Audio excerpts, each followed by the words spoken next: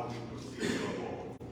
Unfortunately, on December 28, 2022,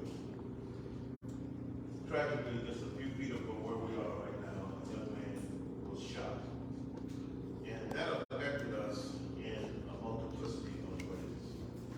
It affected this whole community, in fact, when we got this community, it affected the city of Deerfield Beach and into other communities as well. You know, whenever we are presented with these sort of things, there's always inevitably the question of how do we make it better? What comes now in terms of prevention?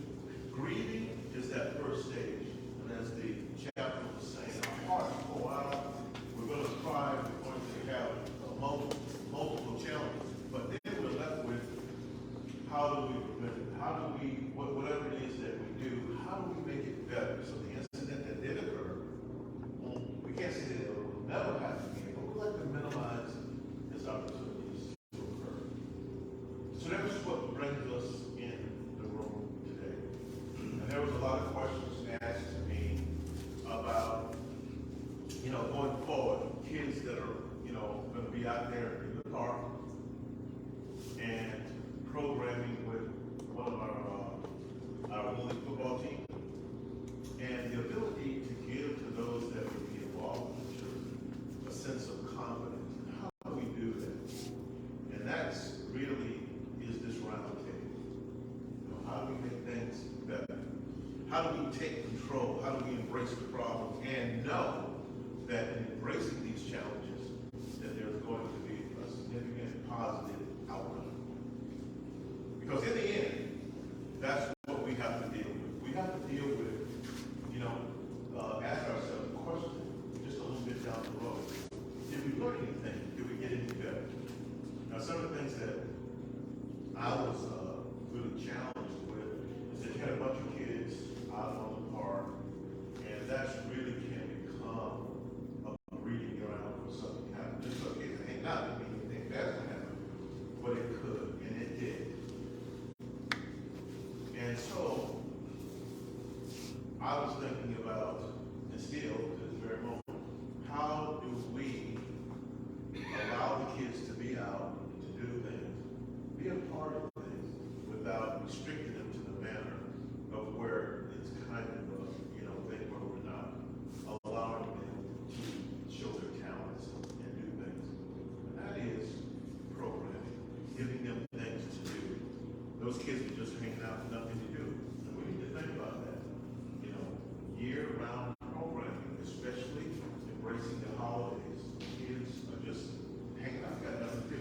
There's a lot of kids that are being with their family, and they actually have things to do, but there's a significant percentile of kids that have nothing to do. That is dangerous, because you'll get something like that.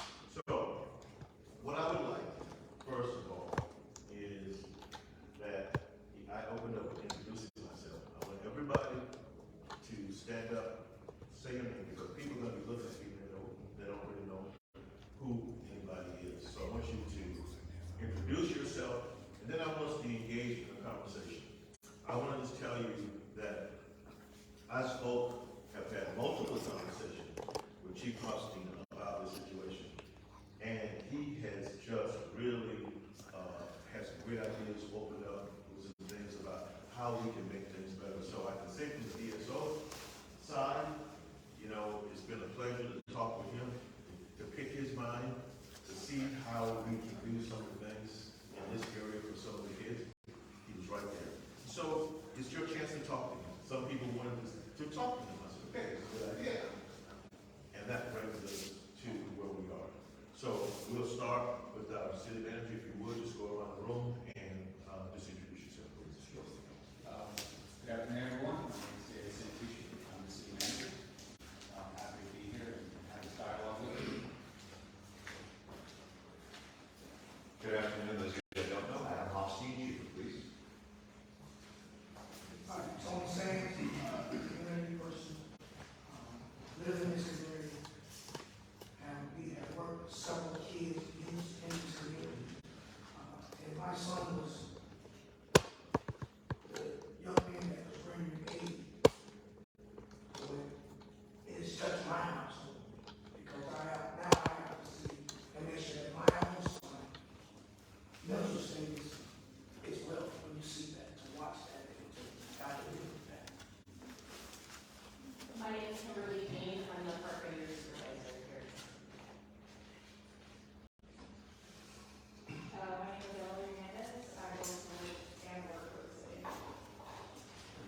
Rodney Bruno.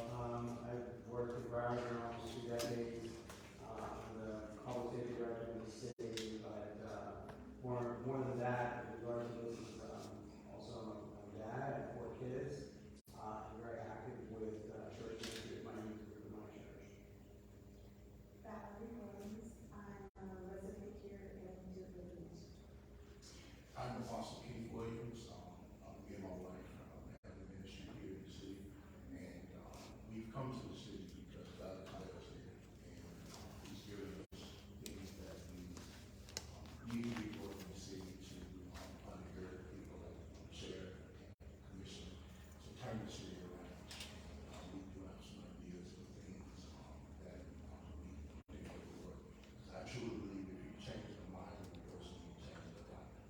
And if we can change their mindset, everything will change.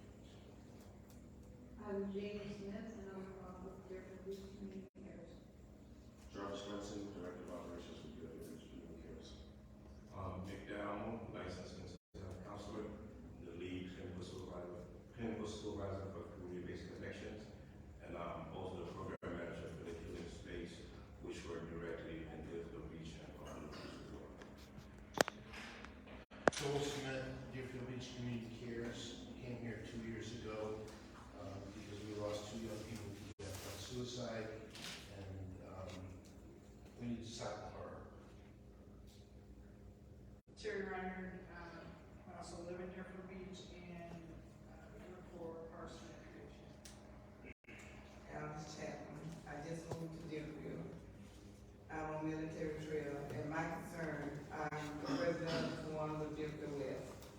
And my concern, since I've been involved more now with youth, is a very concern about young men.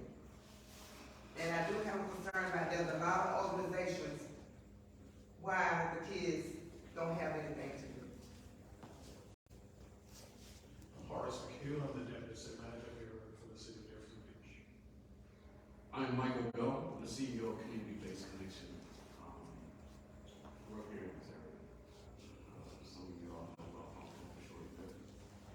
Some of you all know about Deerfield also. And I tell you, it's not new for people like me. What we're seeing. But what is new, have not been so common, is that we have those who have had similar experience that works in our agency that's able to be in the best position to serve the community alongside a great partnership that understands the culture and experience properly against every day. So I'm happy to be here. Okay, Harold Fire Bailey from Deerfield Beach High School teacher and representative of Deerfield Beach. John Slattery, resident of Deerfield Beach, and also on the Deerfield Beach background. Okay, thank you all for the introduction. I'd like to just open it up. Let's just have an open conversation about your concerns, the challenges that you might have. Let's ask the questions that need to be asked with the idea in mind that some of that Apostle Keith Williams said about changing the mindset of our youth, getting them, pointing in the right direction. So this is a meeting not to be dominated by anybody. This is your meeting. So if you got a question or a concern, whoever that question is, direct it, and so that we can engage in the conversation. So the floor is open. Come on in, ladies.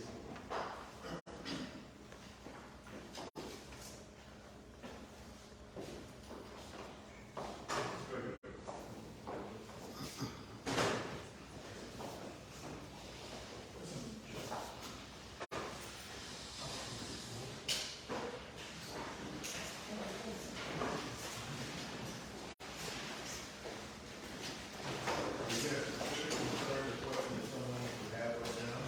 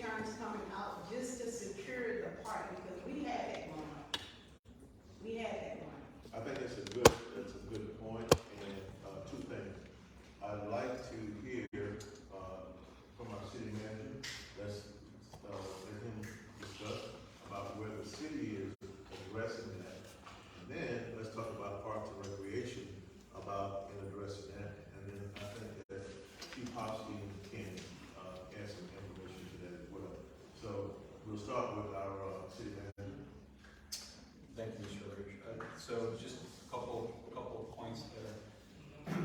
I'll let Adam talk about police presence in the park and those efforts. But also notice that as you came in, we have now placed a police presence here in the park with the VSO substation. And as we build a new tenure center, which will be more than double the size of what we have here, which will provide the enhanced programming that I think the community is looking for and needs, a place for these kids to come, a place that is a little bit more up to date. I think you would agree that in that new center, we are planning a more permanent VSO substation that will be housing our VSO law enforcement personnel on a more regular basis. So it's in effect right now. We'll even further enhance with the new building, but in terms of the police presence that we have today, I can let Chief Austin talk to that. The other thing I want to say as it relates to parks and recreation, the comment that was made related to programming for these kids, I've got to really tip my hat to Ms. Renard for the effort that she's put forward in trying to do programming from the entire spectrum of the community, meaning kids at 3 to 4 years of age and all the way up through teen and even after teen. So for instance, over the summertime, the first time, maybe a bit rebranded, I'm not saying we've never done teen programming, but we had an all summer long program that we called TADS, and very successful for the first year. We're hoping to expand that. We'll be doing that. We're doing some similar team programming over spring break, and we'll continue to improve upon that as we move forward. But again, I think with the enhancements that you're going to see at the Tenure Center, the idea is that we'll have much better programming here. We're going to have dance rooms, DJ rooms. We're going to have plenty of other activities and things that will hopefully draw kids in, especially in the nearby community in Stanley Terrace. Just yesterday, I met with the executive director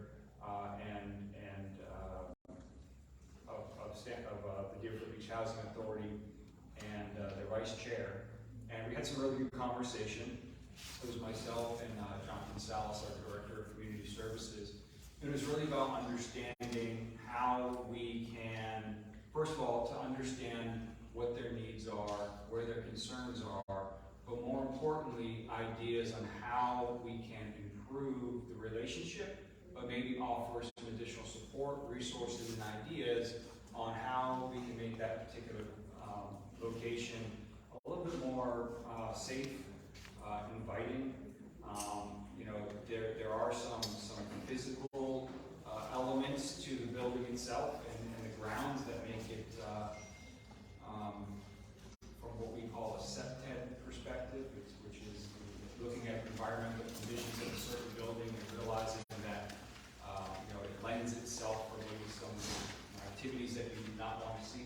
So we're looking at things like that to try to improve that element of Stanley Terrace, but more importantly, some feedback that we got from that, and I think representatives from the Packard Rattlers would agree, is that she talked about a lot of the traffic that comes back and forth between the park and Stanley Terrace, and what the nature of some of that traffic is. And so that's stuff that I think we need to work on. We're going to partner with them and get together, actually walk the grounds, come up with some ideas, try to put a plan of action in place, not only for Stanley Terrace itself, but the nearby area as well. I think the other point that needs to be made is, what I'd like to do, and actually Terry brought this up, is she's coming forward with not just for this area, but in the parks in general, improved lighting plan. And I think it's important that there's adequate lighting in these parks. Dark spaces tend to bring dark things, and so we want to make sure that we're improving the lighting in these areas. And I will be honest with you, that's a challenge, simply because as we in the existing facility with lighting that we have, light lights go in and then lights suddenly break. You know, and so that's a challenge in of itself too. But that's just a few of the things that we're doing. I know probably beyond what you were asking, but I did want to take the opportunity to kind of talk about some of the things that we are doing. There's some enhancements that have taken place in terms of technology in and around the area to combat crime, and that's been very, very effective. And I'll just pass it over to Captain Hoskin to elaborate further. Thank you, sir.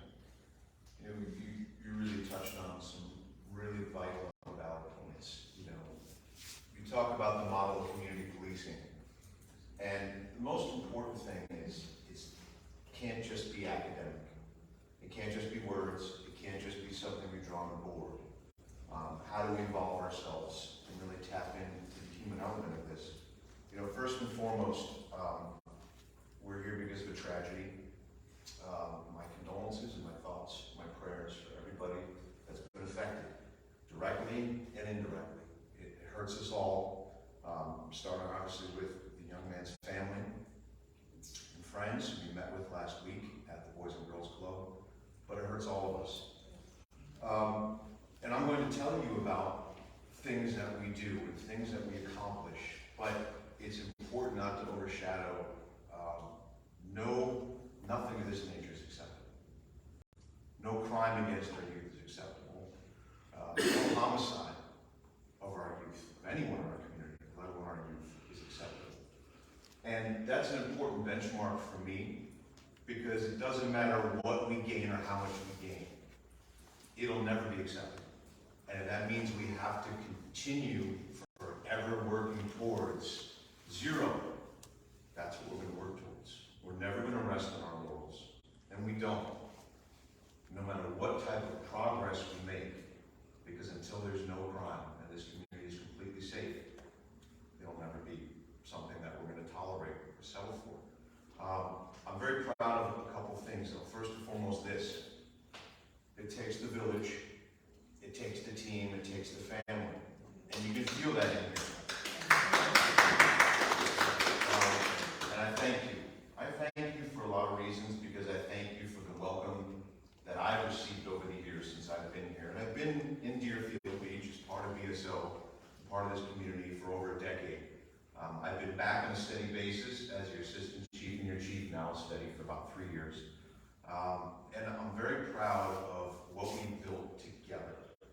Not just what BSO has built, not just what our office has built, what we built together in partnership with the city, in partnership with our elected officials, and most importantly, in partnership with the community, because we have to do it together.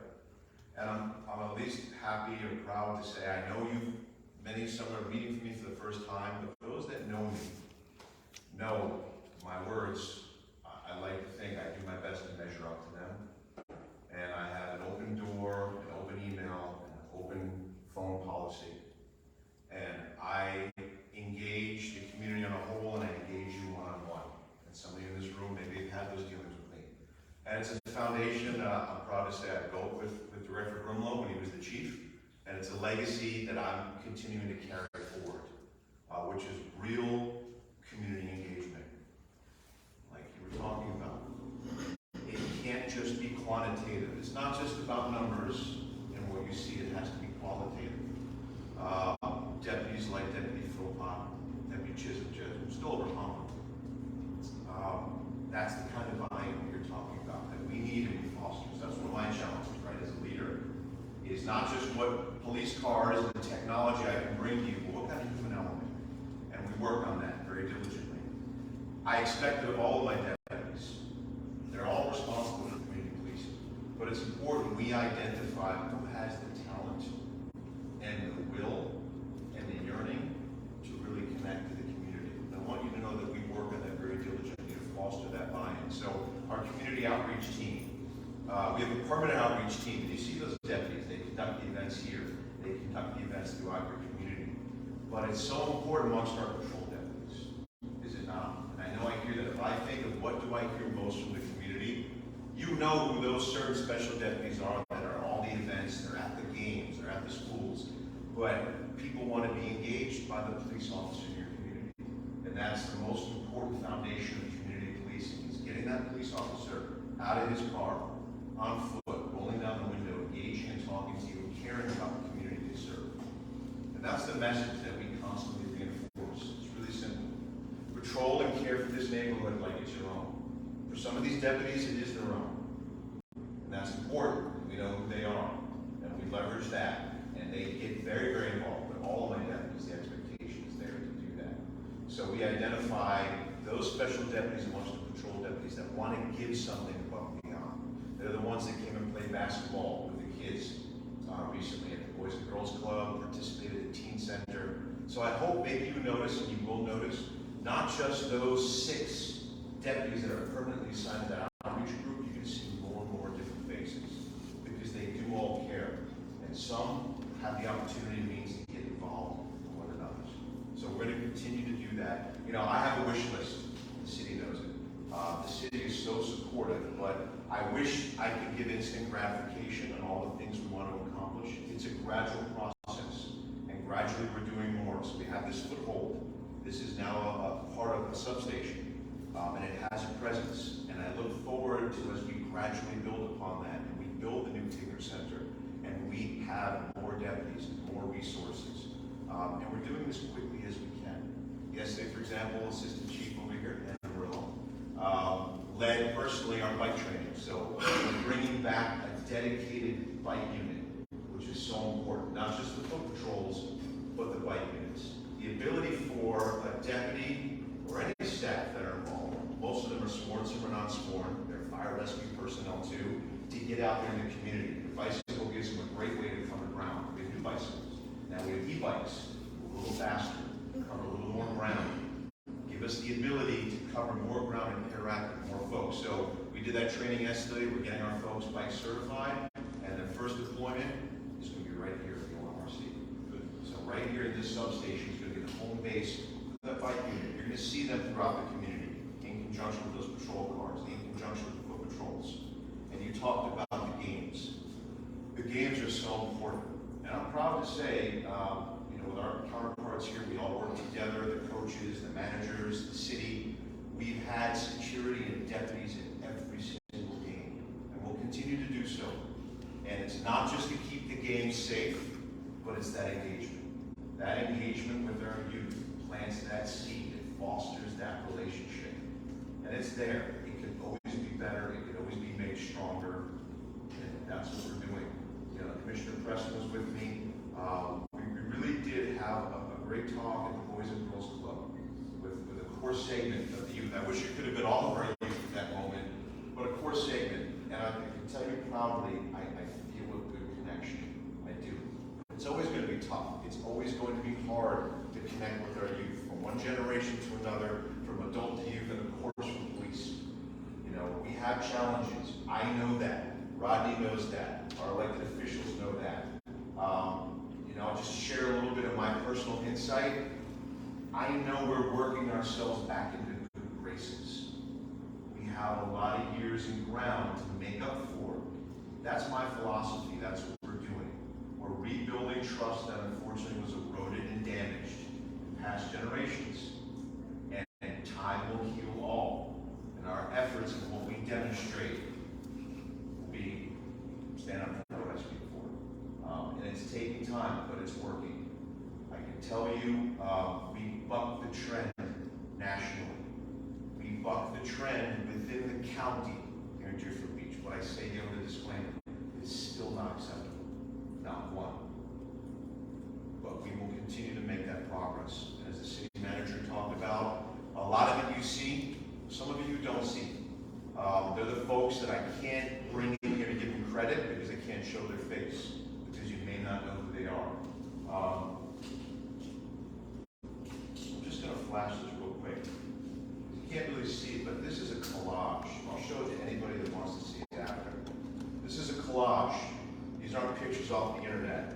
These are the pictures of the dozens of guns and drugs that we've taken off the streets here. It's not acceptable. And we will not stop. And unfortunately, they don't stop finding their way into our community. And it frustrates the hell out of me, all of us, and it angers all of us. that battle to win the hearts and minds, but take the weapons out of their hands. Period. I know I could go on and on with a lot of thoughts and emotion about this, but I just wanted you to at least get a glimpse of where my mindset is at. And I'm open to any questions, suggestions, partnerships. When I walk out of this room, this doesn't change.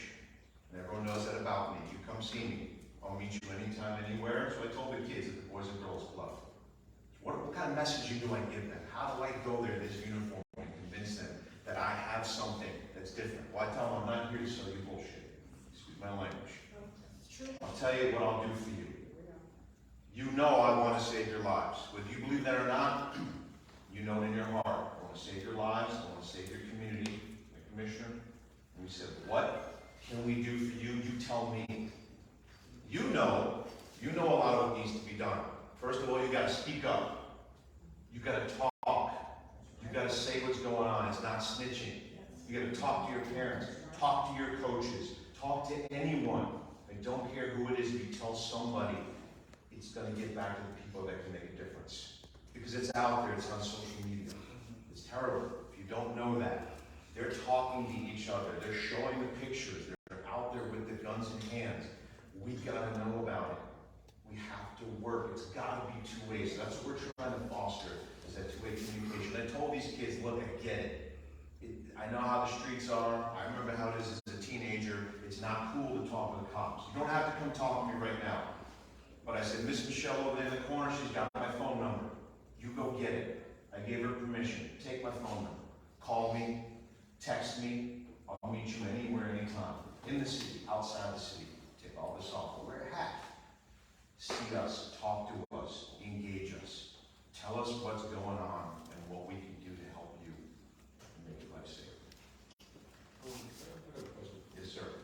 So, a few days after the shooting, myself and the team of stakeholders in the community went door to door in the community.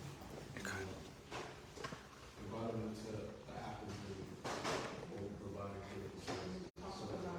Where we provided clinical service and so forth, right? And additional services through partnerships. But one of the things that came up from the residents is how community policing look like to them. Right? It's spending time in the community. It's not just posting someone there and what have you.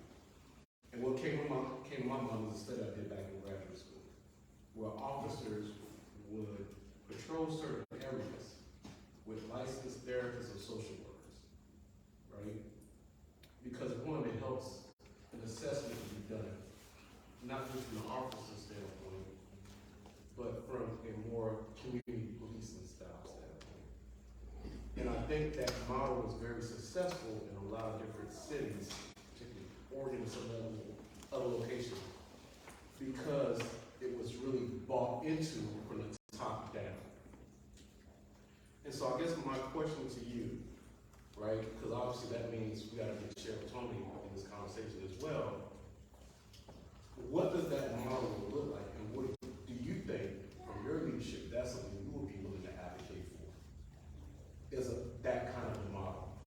Because I think what it also helps with is that it gives the community more of a trust with someone that's already in their community that they patrol them with an officer. Right? And then it creates a better, healthier, and safer environment for, on a Saturday, for us to do guns drop off. No question asked. Right? The level of authentic of the work have to speak volumes, those kind of actions. I think where we are is a good place, right? What you all have done. I remember when Doom City was here. Many of us who raised in this area know what Doom City did in this area, right? I can speak to that all day because I grew up with a lot of those guys, right? And we all had to make a choice for our own personal life. But I know in that moment, if we could have had some guns drop off at a safe and secure community location, it could have taken more guns off the street. So your thought, what's your belief in that framework of practice? I'm kind of cheating. You know, I'm so glad you brought it up because I'm happy to tell you it exists. It's in a pilot program right now. And you were ahead of your time. You know, that has been something that's been brought up when we talk about police reform and the police reform bill. And I'm proud to say that under Sheriff Tony, we actually have that program right now, and it was piloted here in Deerfield Beach. It's being piloted here in Deerfield Beach right now. So the agency, BSO, actually has hired a licensed mental health or behavioral health clinician who has been riding with our deputies here in Deerfield Beach and responding to calls and working proactive types of cases to deal with behavioral mental health issues. Now, that being said, it's a pilot program. It needs to expand. It needs to proliferate, and it will. It's been very successful. The reason it's piloted here is because we actually already had a jump start on that here in Deerfield Beach. So even prior to that program, we were working and building a model with Henderson Mental Health, where I was working to have, even though they already worked very closely with us, and I fostered a good relationship, we were looking to actually have one of their clinicians attached to work out of our office. But BSO at the same time formed what we call the co-responder program. So BSO hired this licensed clinician / therapist who's been working with our deputies here in Deerfield Beach, and they're also now going county-wide. We have to share the love and the resources, but we're moving forward as budgets permit and staffing permits to hopefully hire more and have that permanently here in Deerfield Beach. What we also have in the meantime is we created a new detective position coinciding with that just within the last few months, and Detective Roberto Colon, that's exactly what he does and all he does. So I call him my behavioral response unit. And it's about focusing on those behavioral health, mental health issues within the community. As you're talking to, I also want to tie it into that engagement and that outreach with the youth, and just digging and entrenching it even further into the community. But it is building, it is budding right now. So the framework is there, and I think you're definitely going to see that expand over time. And hopefully one day it'll be a regular thing. Whether we have 4, 6, however many clinicians we have out there to complement our sworn staff for that mission. Well, I'll be happy to help share. Absolutely, and I'd love to talk with you more about your ideas and how we're building on that and keep you apprised as that progresses. So please, want to come here. My experience with kids when I got involved, I was kind of kicked back because I was so concerned about the kids. It was always favoritism, I'm gonna say favoritism. When they come to trial, find a way to let them all play. Cheerleaders, if the coach is that bad with me, yes, let them all play. I don't care if they don't know how to spirit. Teach them how to cheer, jump, whatever y'all want to do. And put them on some old clothes. But anyway, that was my concern back then when I was involved. I try to get involved, but then I get myself in trouble with what I say to some of them. But anyways, I'll do it. Let them all play. And it's always about fun, money. A lot of kids can't play because you charge so much for the shoes, you charge so much for outfits. All these organizations, y'all know where the most of these children at on these parks, trying to learn how to play basketball, trying to learn how to play football. And baseball is gone from our areas. Baseball is gone. That was the #1 game for most of our black kids. I had someone contact me years ago to help find a coach that would come and start a baseball team up at Blanchard High School. I called my daughter. She well into all of our kids. We couldn't find no one to take on that opportunity. To get that football back at Blanchard, baseball. And we know most of these kids are out there trying to play. And my son was playing, and I took him off because it was too much favoritism. Yes, it is.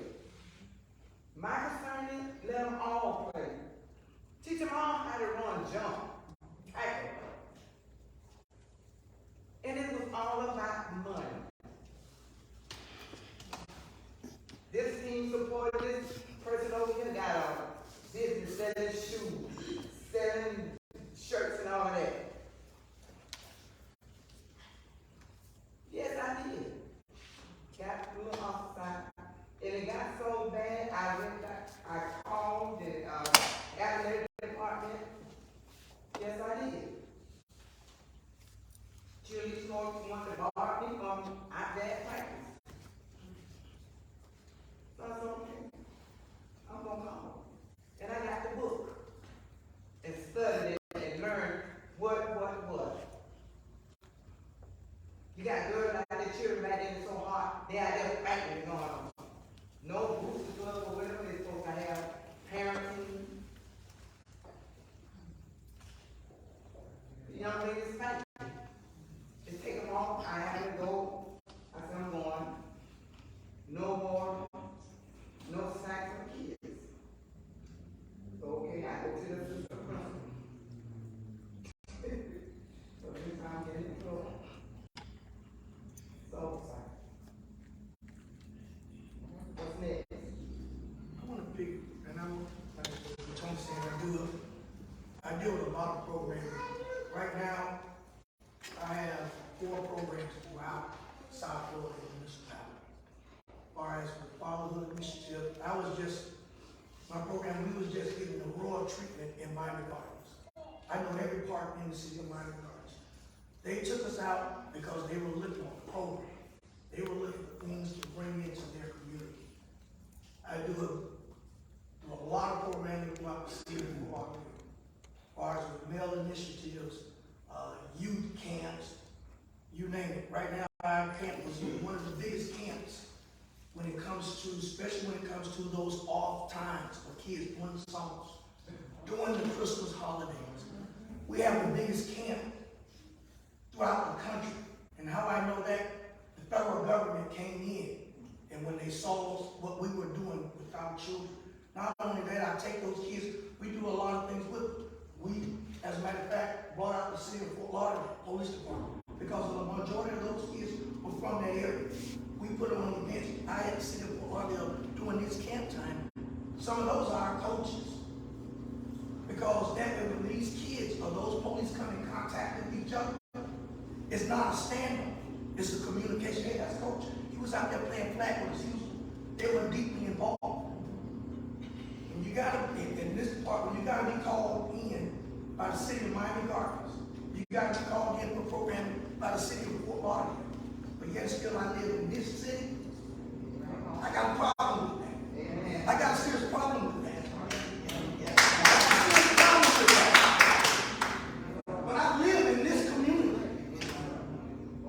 It starts at home. It starts at home.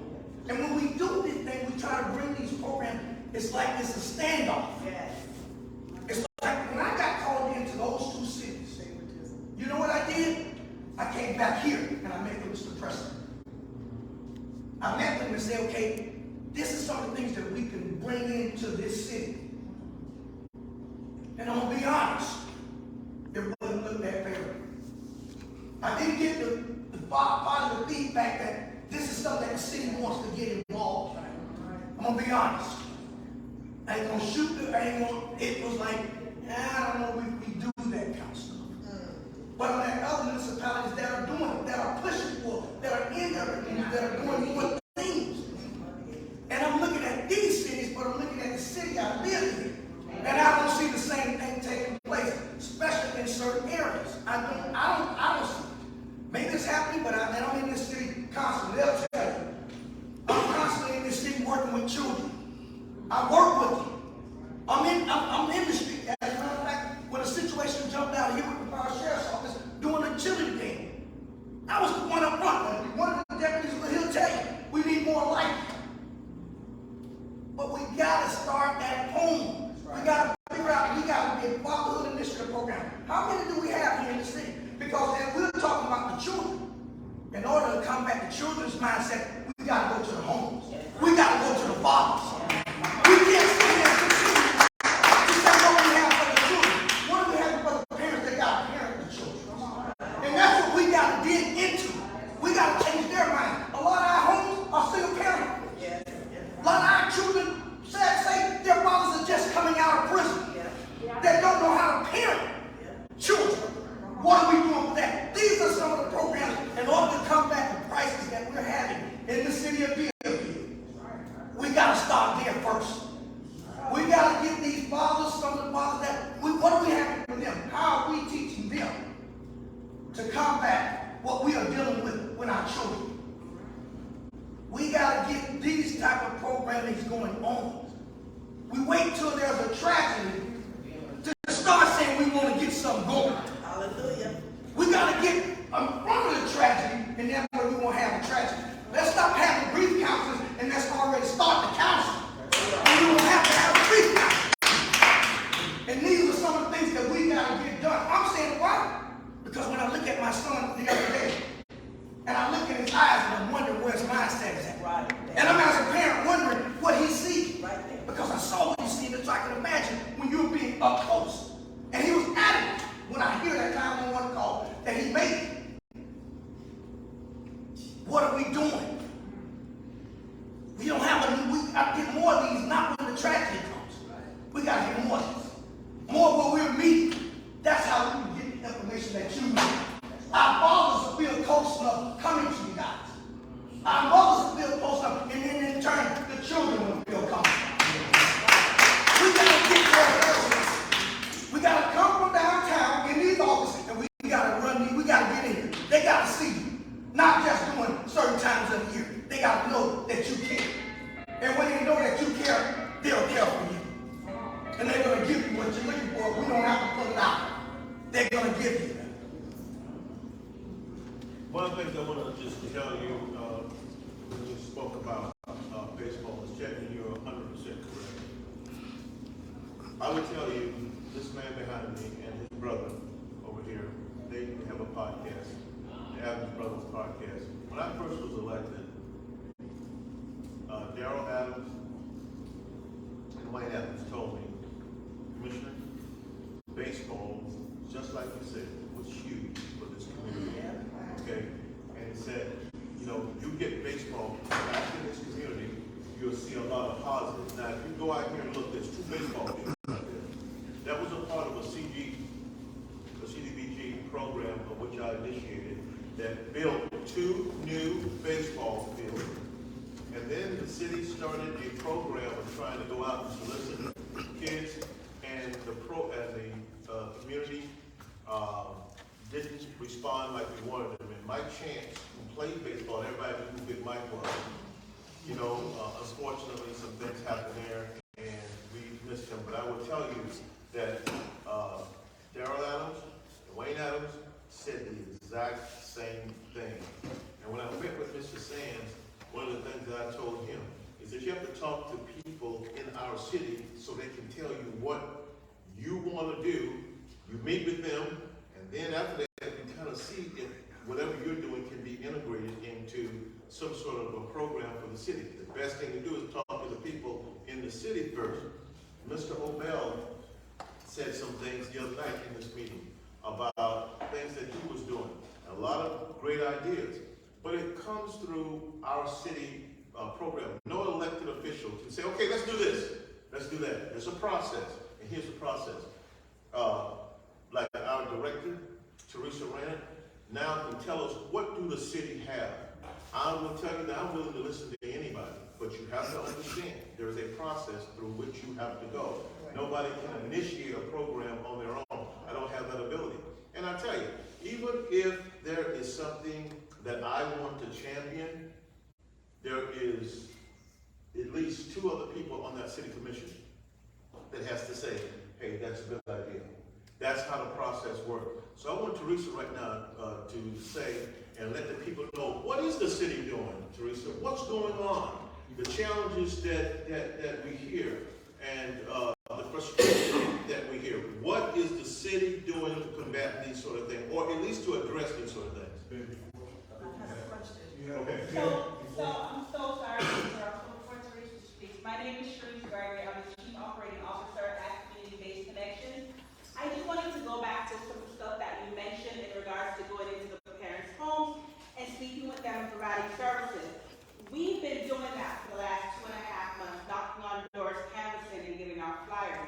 Our agency provides case management services, and we've been working closely with the Vista Apartments. Then we provide rental assistance, utility payments, we buy groceries. We are at Deerfield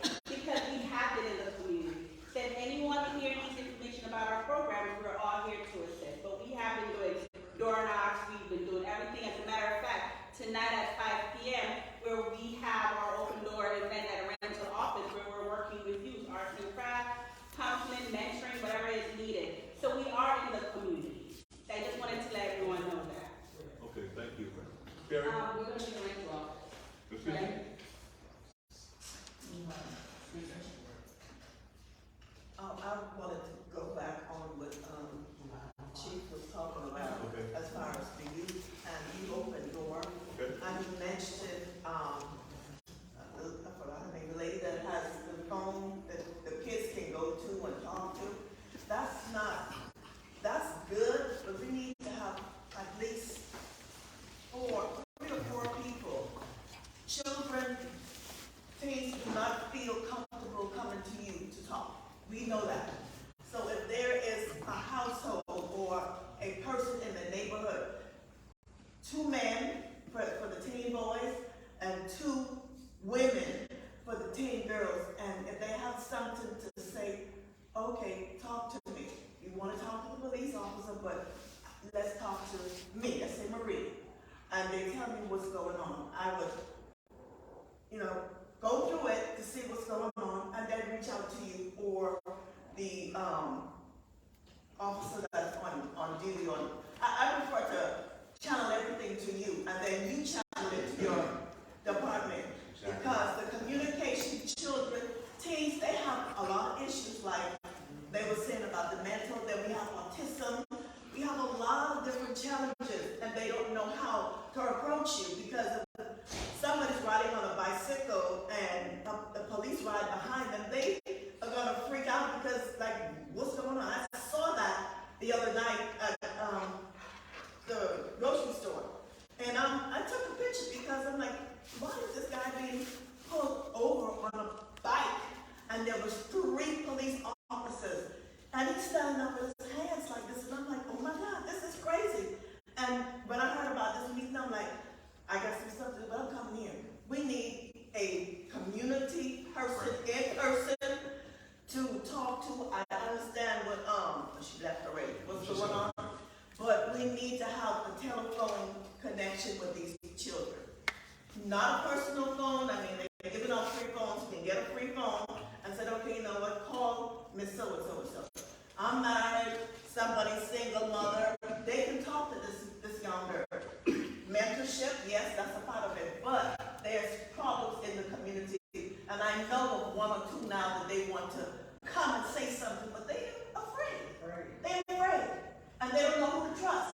So again, I agree with some of what Mr. Ordell was talking about, but we need more. We need more of us parents. They need to say, okay, hey, Miss Maria, how you doing? Or take them to McDonald's. That's the way to open up the community. The communication between. I've been gone from Deerfield for a while. I'm back now. And I'm like, I don't like what I see.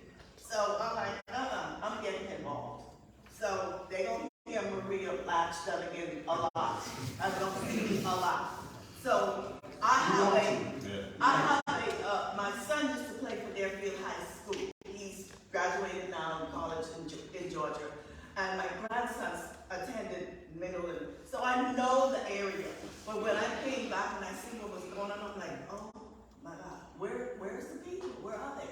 Yeah, we hear you, but where are you?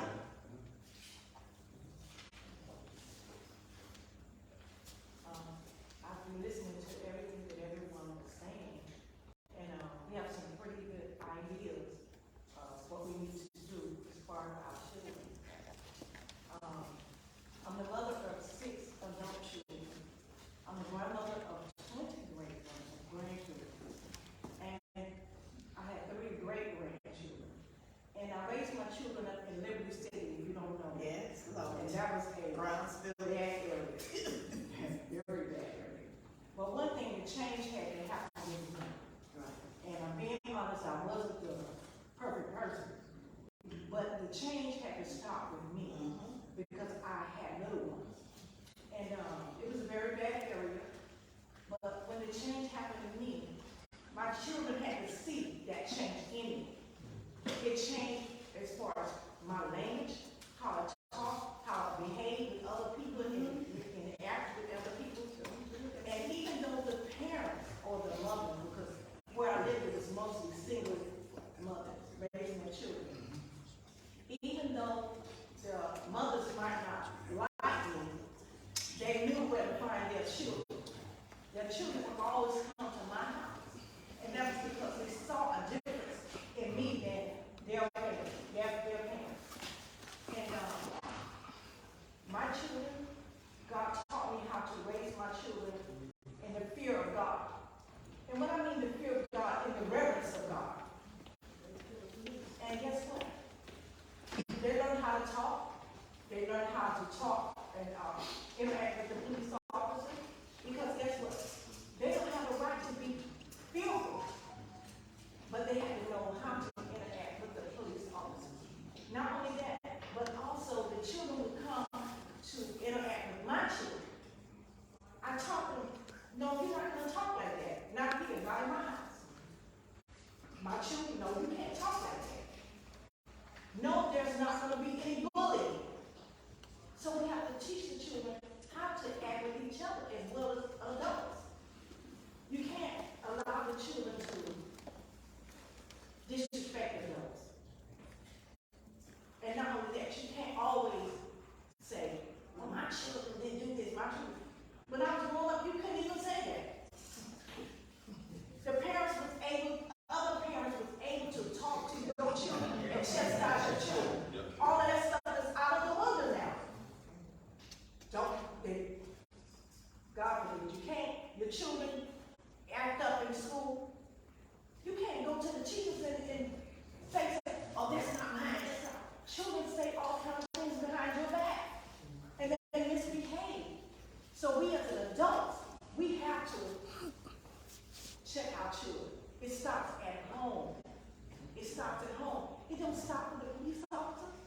It don't stop with the teachers. It starts at home. So guess what?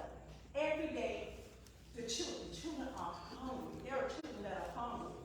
They're not just hungry for something to eat, but they're hungry to be disciplined. To be loved. Right. And we have to, let's not take, just because prayer is out of the schools, we have to also teach children how to pray. We have to pray. Because prayer, believe it or not, changes things. It really does. It changes things. And guess what? Even though they might not see this in the homes, we that want to be over our children, we have to also teach the children how to pray, how to reverence God. We have to bring church back. People don't want to hear that. Oh, we're not allowed to say this. We're not allowed to say that. But guess what? If you're going to deal with these children, you're going to have to deal with God. You're going to have to bring it back to the children. Bring it back to them. Just because they can't say it in the school, guess what? If you're going to be over the children in these programs, you're going to have to show them the love of Christ. You have to show them that. They need that.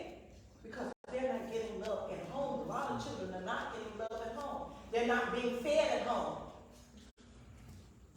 Raising the children up in the projects where I live, they know what time I would cook. They know. And guess what? Miss Bates, where was Miss Linda? Miss Linda, can I have something to eat? Oh yeah, I cook big pots. I learned that from my dad. He said, cook big pots, very easy. All you want to do is get their belly food. And that's what I did. I fed the children. That's all I say. Is we have to show the children the love of Christ. We can have all the programs that we want to have, but guess what? If they don't feel love, where they trust you, that's just out of the window. Eric, would you tell us what the city's got going? Sure. First of all, thank you all for being here. I've been here about a year and a half. Fell in love with this community very quickly. Last summer, we started a program called Teen Adventures All Summer. And we kind of started as soon as the first day of school was out. And we had something for teens and middle school kids every single day of the summer. We had 250 kids participate, and that was great. But there's so many more that we need to touch. We're willing to work with any partner. I'm learning about people in this room and programs I was not aware of, and that's a huge issue, right? How do we all want the same thing. We all have the same heart. We all are in the same things. How do we coordinate? How do we put our efforts together? And then how do we get the word out? How do we get to the community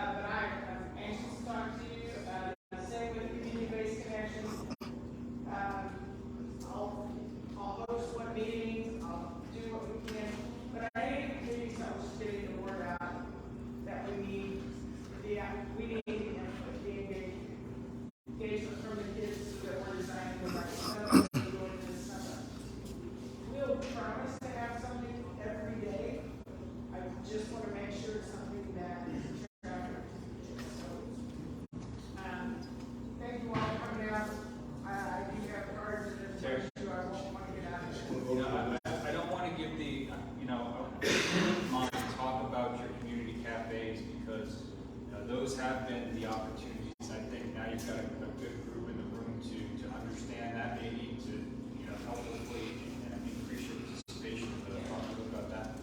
Yeah, so a lot of times when cities go out to do outreach, it's providing information out. We set up something called Community Engagement Cafe. We started it last March.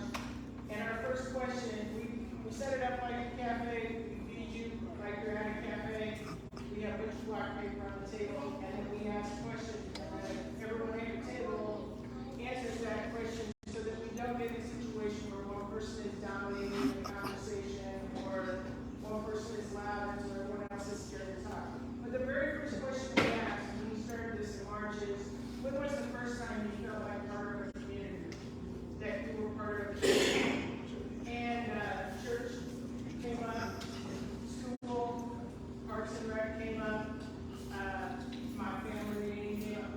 So that's the question. What makes you feel like part of a community? Understanding your role and understanding, to your point about love, that all of us want the same thing. We want these kids protected. We want them to grow and be successful. And we just got to coordinate it. We got to get them involved. And the Community Engagement Cafe has worked well. We've come up with some big plans and big ideas. I went out to the basketball court one day and just said, "Hey, we got chicken wings in here. Can you come tell us what you want?" And so they came in and drew pictures of what they wanted to see. And now I stop by and one of them was, where did Mr. Preston go? One of them must be a fireman, so I introduced him to Mr. Preston. I said, hey, he can tell you all about the programs. And we're here to help. We don't have an endless pot of money, but we have a budget, and this is the heart of why I'm in this business. So let's, if we will, work together. I mentioned the playground and how that transpires as well, please. Oh, no, not at all. So we had a grant for a new playground, and we said we don't want to do just a playground, let's do a destination playground. And we worked with the community. In those first 4 or 5 meetings, we talked about what makes a destination playground. Why is it important to be inclusive, not just accessible? How do we get people to come to this community and want to be a part of this community and not be scared to come to Westside Park? And so we have a new playground that will be going in. The shipping date is March 6th. And I want to, and hopefully there's someone here who can help me get to this, because I've talked to the kids. I want to do a special groundbreaking with just the kids in this community. I want them to be the first ones to cut the ribbon and go down the slides. They need to own it. They're pretty excited about it, but that's how you community. Our parks are the civic commons, right? They are the place. No matter what we believe, no matter what we're angry with or anything else, we're all, when we go to a park, we're all there for the same purpose. We're all there for the same benefits. And we really need to and want to make that, every park should be a place where people feel comfortable bringing themselves just as they are and accepting everybody else just as they are. So, there's a national thing called Reimagining City Commons, but it's all about the role that parks plays in bringing communities together. And I firmly believe that, and we shall. I've got a question for you. Maybe just for you, but so we have amount of dollars that are allocated towards these cafes and CEOs and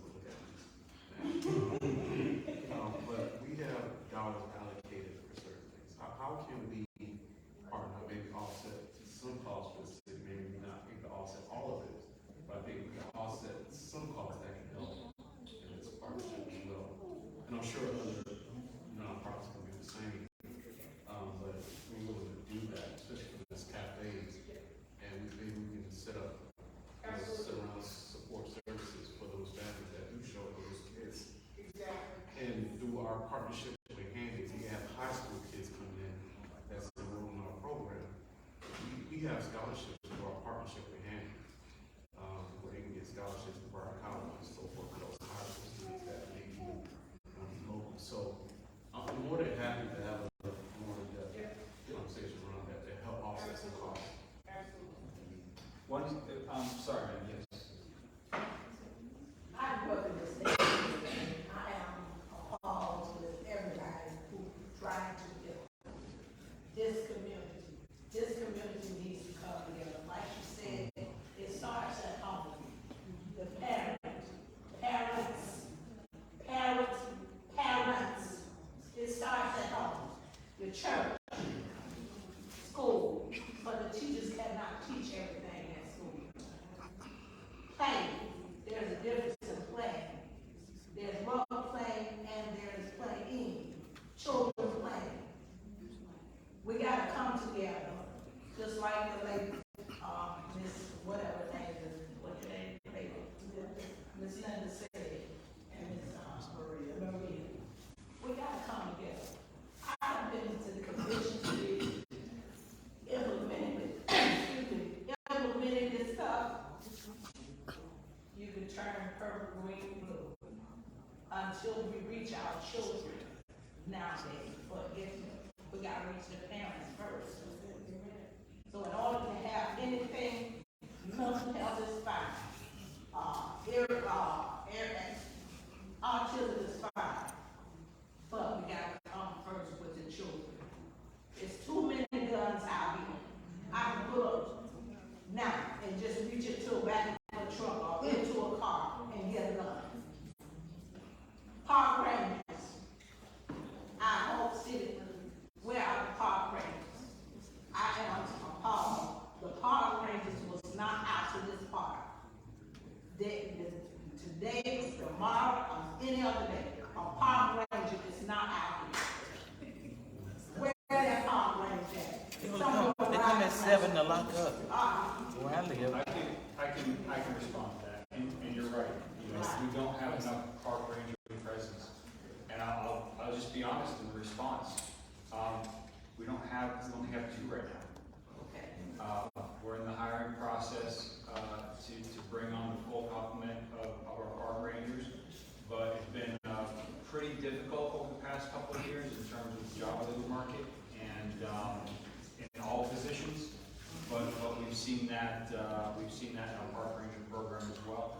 But our park ranger supervisor is here, and she's got some very, very progressive ideas on how park rangers and the park ranger program should be integrated into the community.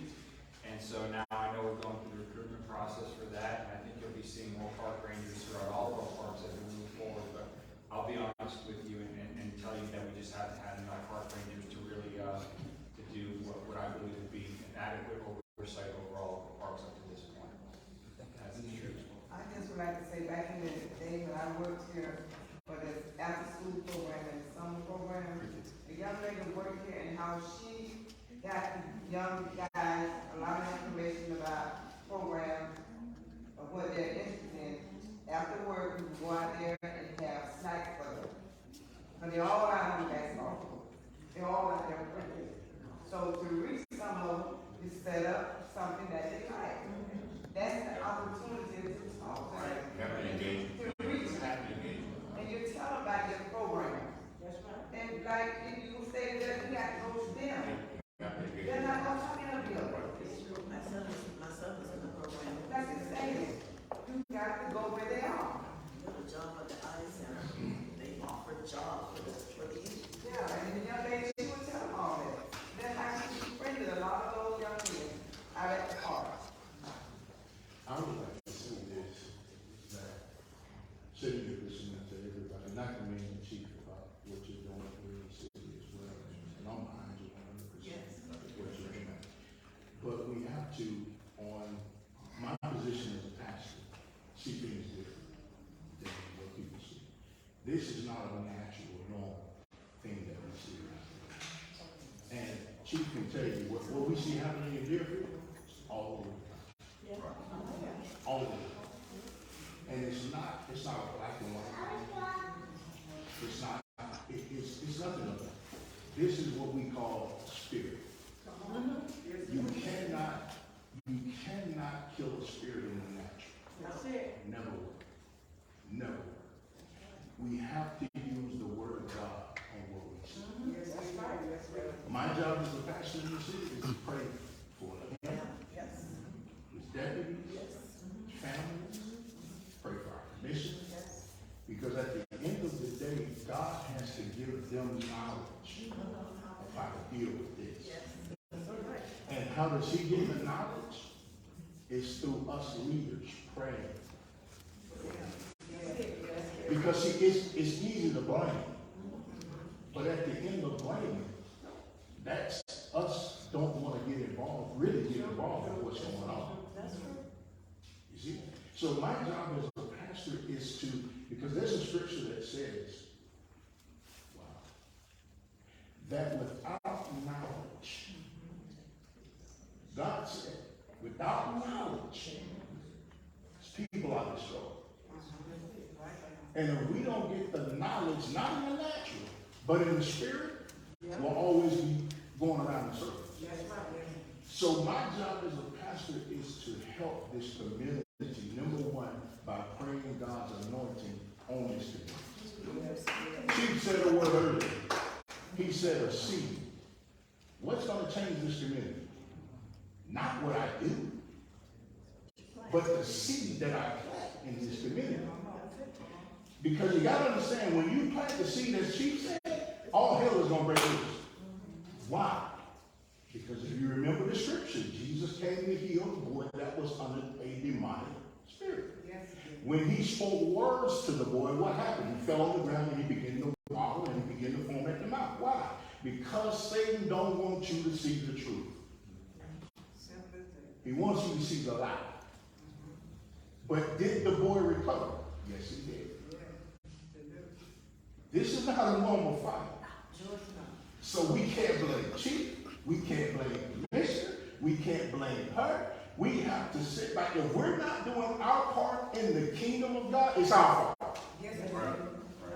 No, it is. Right. It's all we have to engage these teams. When I see kids out on the street hanging out, they call, they look at me and say, "Hey, what's up, OG?"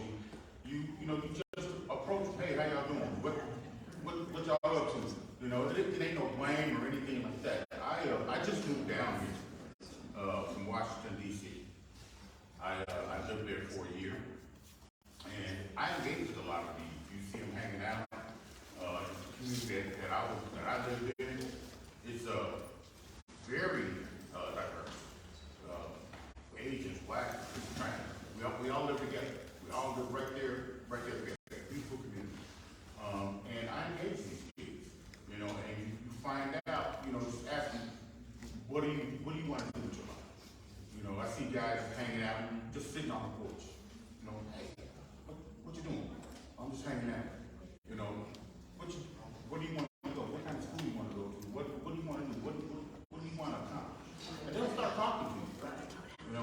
I was born and raised in Chicago. My father was a black man. My father just got out of prison. My father was in prison for 45 years. Okay? One of the original black men. I know this. I know this. I grew up an angry teenager. But I had great grandparents who took me and took care of me and showed me how to work hard. We had a 60-acre farm in Michigan. I was born and raised in Chicago. In the summertime, I would go drive track. I was driving tractors at 10 years old. Just on the farm. And so work ethic. You have to teach these kids. You got to engage. I coached the basketball team at 15, 16 years old. You got to engage. They have to see that there is something that have to, and that's us. And we're business people. I've been a Dana pastor too for many years, walking prophetic and all of that stuff. But not sometimes you have to know how to balance it out. And I would take you girls and stuff, and we go out having fun and go wherever we go, and then it'd be like, say something back. Oh, I'm sorry, Pastor. But then they will call. Miss Maria, yes. I don't need a pastor today. I need a friend. We have to get down to that level. And when you listen to what they're saying, then after all is over, you say, can I pray for you? So you cannot, I understand Pastor where he's coming from. I've been in the community, Atlanta, Florida, all over the place. We've been there. But what I'm seeing, kids don't know how to channel their anger if there's nothing. We are business people. So if there is a program where we could get children to teach them how to start a business. I have a 10-year-old. He's got 3 LLCs. He don't know what to do with them, but he told me, Grandma, this is what I want to do. Grandma, I went online, get an IRS. He got 3 of them. You know, when he get 18, he'll know exactly what he wants to do. This is what they need. They need the sports, but they also need to know, you know what? I maybe can open up a business and employ some of my team members. So, again, I'm here. And y'all can see me. My tie is an Atlanta tie because I have a business, and the business is out of Atlanta. But I'm here, back and forth between here and Atlanta. And my thing is, I want to see young people learn how to start a business. And if we can get engaged to them, how do we, okay, what do you want to do? Okay, I'm going to sell hot dogs. Okay, fine, we can know how to get a hot dog cart. He is a grill master. I'm okay, man. Finish up. I had 2 restaurants in Springfield. We're here to jump in. And So, during COVID, we were actually shut down. We actually couldn't sell food. So we just put a flyer out saying, hey, we're gonna give food away for lunchtime to the kids because they were stuck at home. And we had the community would drive by and just donate money, just give it to them. One day it was hot dogs, one day it was tacos, and whoever showed up, we need 5 lunch. We did this for free. We did it every day, 5 days a week, and we just gave it away. You know, and then we talked to the kids. Hey, how y'all doing? Is everything okay? You know, they're stuck in home, and you know they're going through, you know, what they're going. But we have to engage. You know, we have to engage. Can I finish? Chief, I want to say to you, is that God is going to give you the insight and the knowledge of what to do. God sees your heart, not your cover. Thank you. And if I may, thank you all profusely for your support and listening. I'm so excited about what we can continue to do and do better. And what you're saying, we must give them direction. We must keep them busy. We must know what they are doing. This is what I see about our youth. And most importantly, we must be louder than all those other voices. And that is what is drawing me. It is too much noise. All of us in this room know we're of a generation, whether it's a little younger, a little older like me, that, wow, the social media, the stimulus, the influencing, there's a lot of negative, evil stuff out there. We have to be louder. We have to do it together. The more we are, the louder we are. At the time of the tragedy, it was on December 28th to January 3rd, which was unfortunate at the time the young man passed away. I was asked this one question: what did you guys have in place at the time that this went on? Who was there? So those are fair questions, and so that's why I've been asking, you know, whether it's Teresa, to say what the city is doing so you can hear it, so you can question it, so you can challenge it, and guess what? All those things are fair. All those things are fair. Okay, is it good? Is it not good? Why do I think it's good? Why do I think it's not good? Hey, those sort of things are there. So right now, I would like, because we did have something in place. We had the CARES Act. The city manager called me and said, here's what we have going on that encompassed mental health from Henderson, the CARES, city. So I want Joel to talk about what was in place at the time, what was in function, what was going on, and share that with the people. Thank you for the opportunity. And we just view ourselves as a conduit to provide services. So, in conversation with the city manager and the chief and some of the staff, there was a long conversation about whether there should be some immediate services or whether there should be a delay because there was some unknowns. And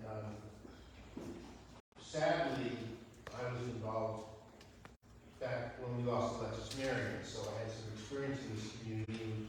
You got me to the fire station where I was able to bring community sources together to, we decided not to call it grief counseling because again, the MN had not passed, but to provide social emotional supports to the community, anyone who wanted.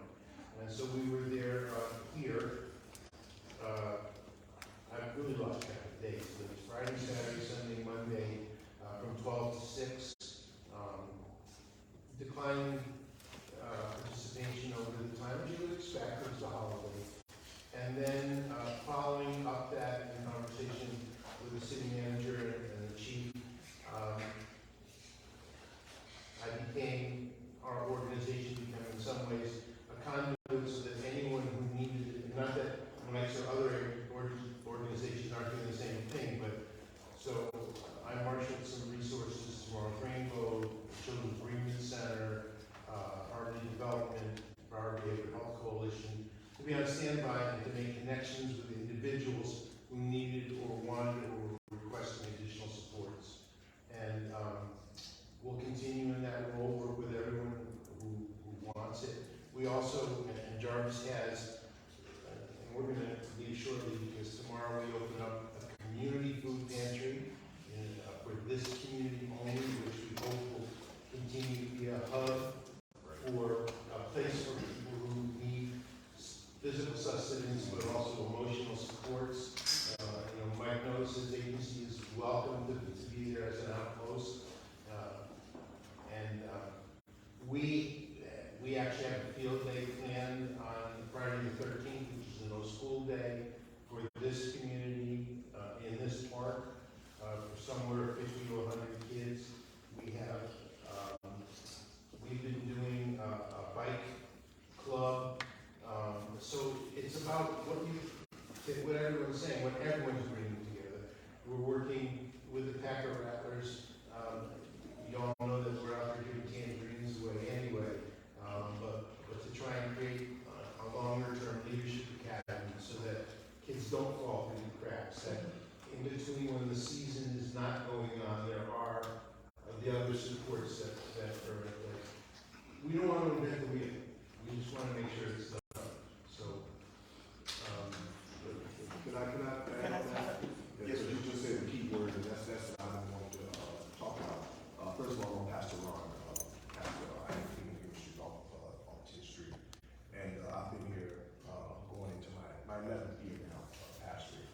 For those of you who don't know, one of the ones that set up when we had the suicide kids walking from the train, we set up the prayer along Dixie, a lot of community leaders and stuff, so we did that.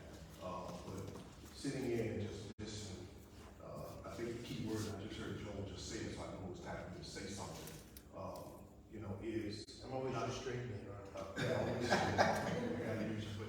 But I think it's not trying to reinvent the wheel. I think one of the problems that I've noticed, not just in this community, but it's nationwide, worldwide, is that we fail to unite together. Everybody's trying to be larger than the next one. Everybody's trying to get their agenda across. Everybody's trying to get this, trying to get that, and then we fail to show the unity to the community. So and then what happens is now the community is confused because they don't know who to support, because if you go to this, then they're going to talk about you. If you go to that one, then they're going to talk about you. You're not supporting me, you're not supporting that.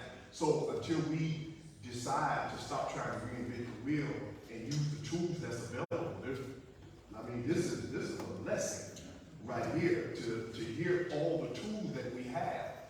We don't have to go outside of the community to me, it doesn't sound like anything, because everything we need is right here. You know, just to use scripture, Moses was lost and he didn't know what to do, and God said, what's in your hand? You know, it's already here. It's here. You know, sometimes we may have to drop our pride, we may have to drop our own agenda if we're really trying to serve our community. If that's the first agenda, then let's make that the first agenda. You know, let's make that the first agenda and make the connection that we need to do so that we can better this community. You know, and that's the part that I'm really pressed about. You know, and I'm just glad to see that everybody that's here to do that. Let's honestly get together and do that. You know, and I always use this. I always use this scenario.